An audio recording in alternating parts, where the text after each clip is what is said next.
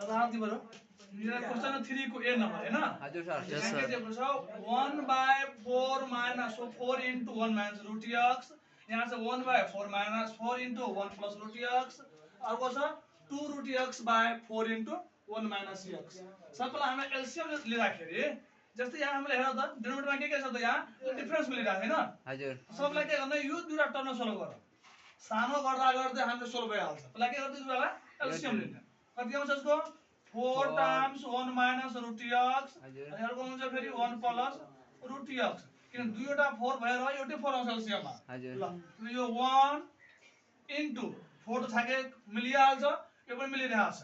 देखि तुल्नु परेन के त 1 plus root under x similarly minus 1 यहाँ पनि 4 र 1 plus root x मिलिरहेछ के छ बाँकी त 1 minus root under x Root under x. similarly यो लेख्ने same to same 2 root under x by 4 times 1 minus x यो कति भइहाल्यो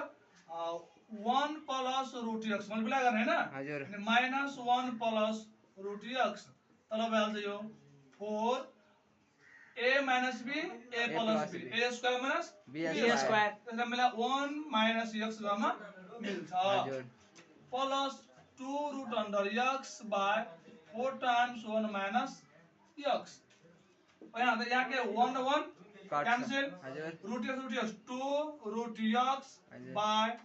4 times 1 minus x plus 2 root x by 4 times 1 minus x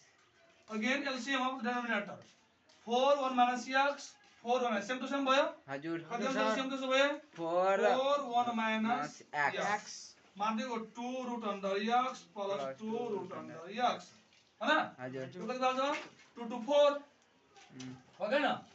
yes sir 2 root x plus 2 root x it means 4 root x by 4 times 1 minus x 4 4 cancel Yes, root sir. under x by